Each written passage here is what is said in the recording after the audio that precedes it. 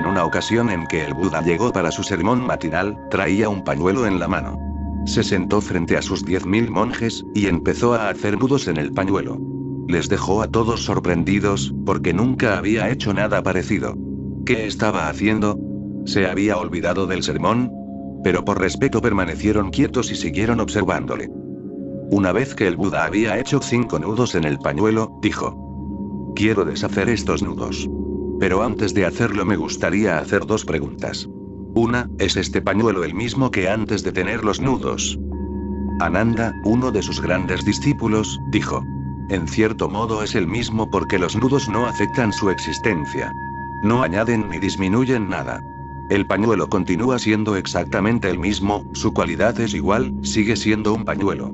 Pero no obstante, no es el mismo, porque algo ha cambiado. Puede que tenga o que no tenga un valor fundamental, pero ahora cuenta con algo nuevo, esos 5 nudos. Está atado, y así pues, ya no es libre. Ha perdido la libertad. El pañuelo es el mismo pero ahora es un esclavo.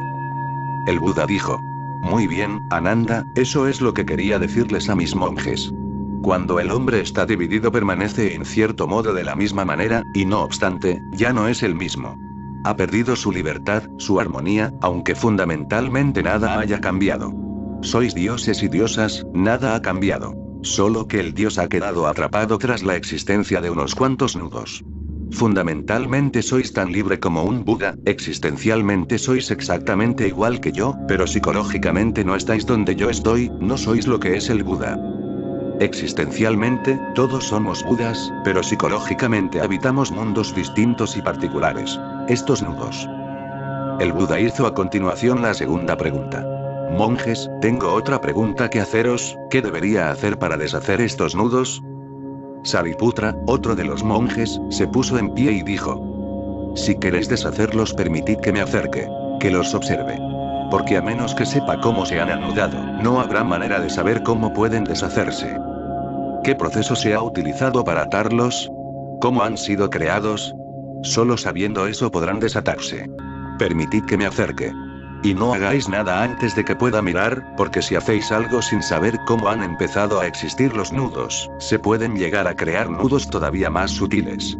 Puede resultar todavía más difícil. Puede llegar a ser imposible desatarlos. Y el Buda dijo: correcto, Sariputra, eso es exactamente lo que quería decir. Antes de que uno comprenda cómo realizar, debe entender qué es lo que le falta. ¿Cuáles son las causas de su miseria? ¿Cómo llegó a estar dividido? ¿Cómo sucedió tal imposible, que lo indivisible se haya dividido, que la beatitud absoluta se haya convertido en miseria, que los dioses hayan caído prisioneros? ¿Cómo ha sucedido? El cómo debe llegar a conocerse con muchísima precisión, así que primero exploraremos el cómo conseguirlo. Podemos empezar con Platón. Está en la base de la mente moderna. Con él empezó clara y lógicamente la división. Debe haber existido antes que él, pero nunca fue argumentada de manera tan lógica. Nunca fue expuesta antes por un genio como Platón. Y desde entonces, durante estos 2000 años, la división ha llegado a creerse. Y si uno cree ciertas cosas durante 2000 años, esas cosas acaban por convertirse en una realidad. Una creencia tiende a convertirse en una realidad.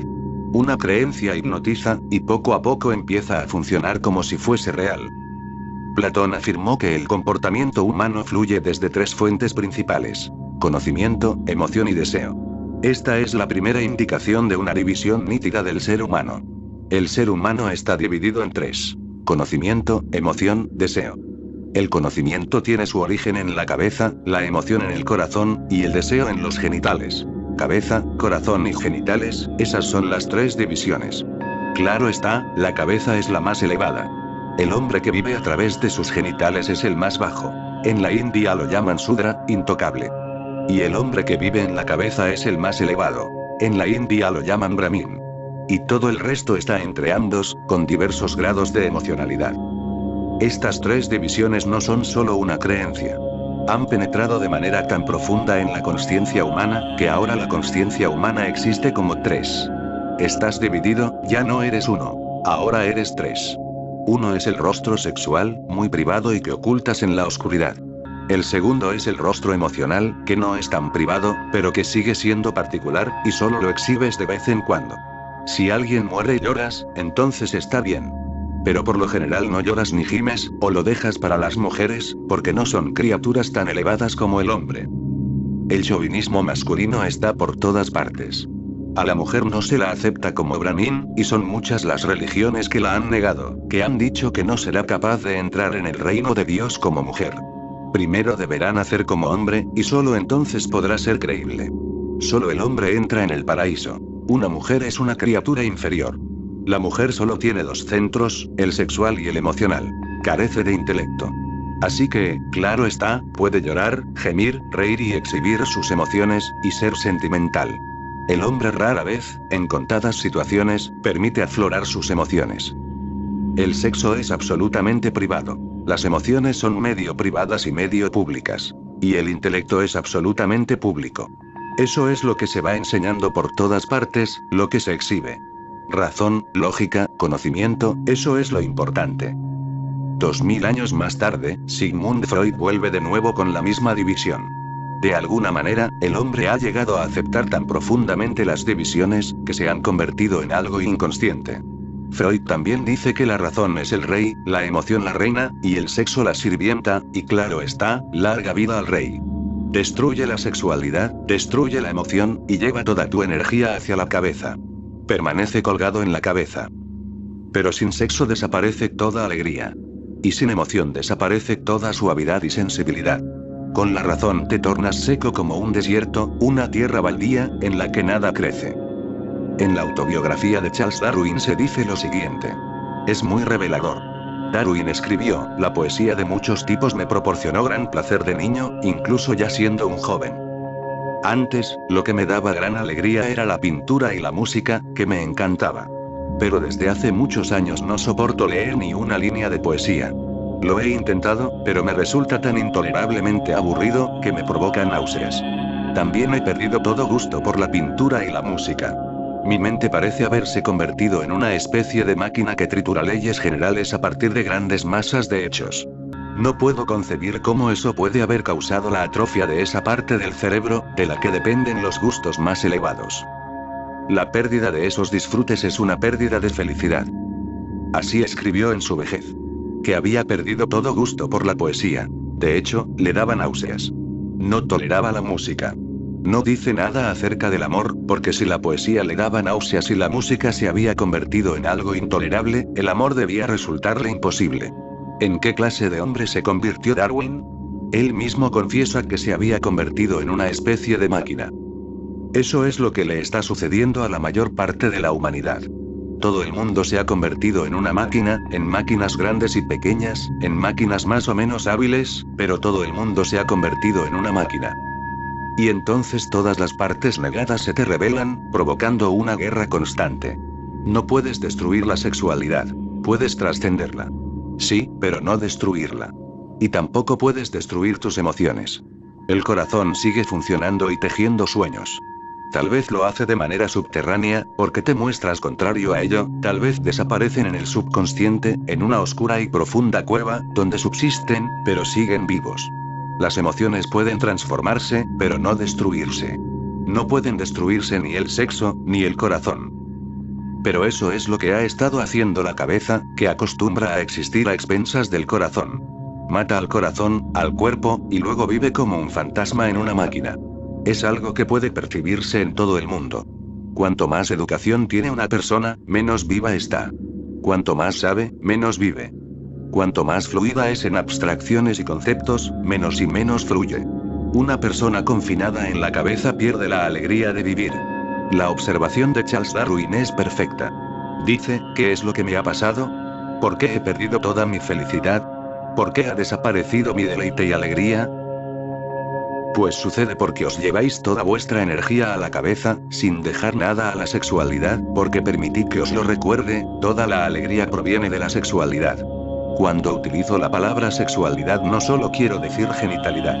Lo genital es solo una experiencia y expresión de lo sexual muy diminuta. Lo sexual es algo enorme.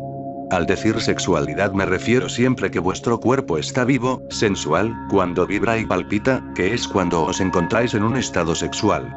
Puede que no tenga nada que ver con lo genital.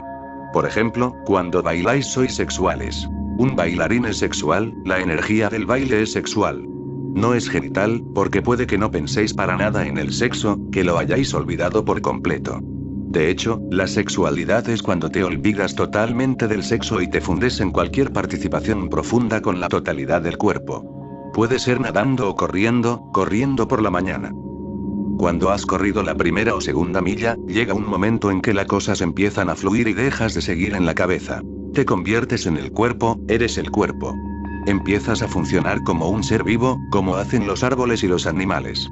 Te conviertes en tigre, o pavo real, o un lobo. Te olvidas de la cabeza. Te olvidas de la universidad, de los títulos, y no sabes nada de nada, solo eres. De hecho, al cabo de 3 o 4 millas, vas dejando de concebirte a ti mismo como una cabeza. Surge la totalidad. Uno se olvida de Platón, desaparece Freud, y se esfuman todas las divisiones, porque eran superficiales, y en lo más profundo de ti mismo se va afirmando tu unidad. Al correr con el viento de cara a primera hora de la mañana, cuando todo está fresco, cuando la existencia empieza a disfrutar de una nueva alegría, cuando se empieza a bañar en el deleite de un nuevo día, y todo es joven y fresco, el pasado desaparece. Todo empieza a salir del profundo descanso de la noche, todo es inocente, primitivo, y de repente desaparece incluso el corredor. Solo está el correr. No hay ningún cuerpo que corra, solo el correr. Y poco a poco ves que surge la danza con el viento, con el cielo, con los tiernos rayos del sol, con los árboles, con la tierra. Estás bailando. Empiezas a sentir el pulso del universo. Eso es sexual. Nadar en el río es sexual. Copular no es lo único que hay sexual. Cualquier cosa con la que palpita completamente tu cuerpo, sin inhibiciones, es sexual. Así que cuando utilizo la palabra sexual, hago referencia a esta experiencia de totalidad. La genitalidad solo es una de las funciones de la sexualidad. Se ha convertido en demasiado importante, porque hemos olvidado la función completa de la sexualidad. De hecho, vuestros denominados guías espirituales os han convertido en pero muy genitales. Toda la culpa la tienen vuestros santos y guías espirituales, ellos son los culpables, los criminales. Nunca os han hablado de qué es la auténtica sexualidad. Poco a poco, la sexualidad se ha ido confinando a los genitales. Se ha convertido en algo localizado, dejando de ser total. La genitalidad localizada es horrible, porque lo máximo que puede proporcionarte es un alivio. Nunca podrá darte un orgasmo. Eyacular no es tener un orgasmo, las eyaculaciones no son orgásmicas, y los orgasmos no son una experiencia cumbre. La eyaculación es genital, el orgasmo es sexual, y una experiencia cumbre es espiritual. Cuando se confina la sexualidad a los genitales solo puedes obtener alivio. Solo pierdes energía, pero no ganas nada. Es algo estúpido. Es como el alivio que proporciona un buen estornudo, pero nada más. Carece de orgasmo, porque no palpita todo el cuerpo. No estás en una danza, no participas con tu todo, no es sagrado. Es muy parcial, y lo parcial nunca puede ser orgásmico, porque el orgasmo solo es posible cuando está implicado todo el organismo. Cuando palpitas del dedo meñique del pie a las puntas de los pelos de la cabeza, cuando palpitan todas las fibras de tu ser, cuando bailan todas las células de tu cuerpo, cuando en tu interior hay una gran orquesta, y cuando todo baila, entonces hay orgasmo. Pero todo orgasmo no es una experiencia cumbre. Cuando palpitas interiormente de manera total, eso sí es un orgasmo. Cuando tu totalidad participa con la totalidad de la existencia, entonces se trata de una experiencia cumbre. Y la gente se ha decidido por la eyaculación, han olvidado el orgasmo, y se han olvidado por completo de la experiencia cumbre.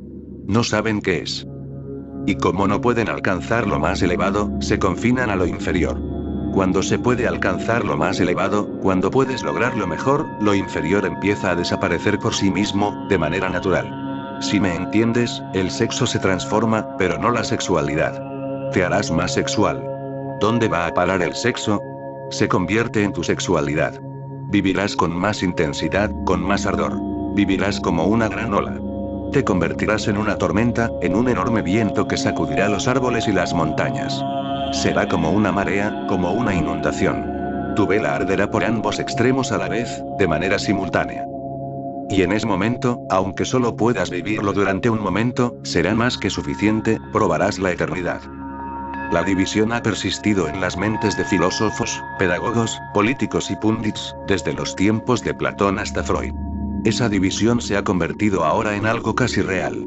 No piensas en tus genitales como si fueses tú. Empiezas a pensar como si se tratase de algo que te pertenece, pero de lo que estás separado. Hay gente que incluso le pone nombre a sus genitales. Entonces la separación ya es completa. Los utilizan como instrumentos.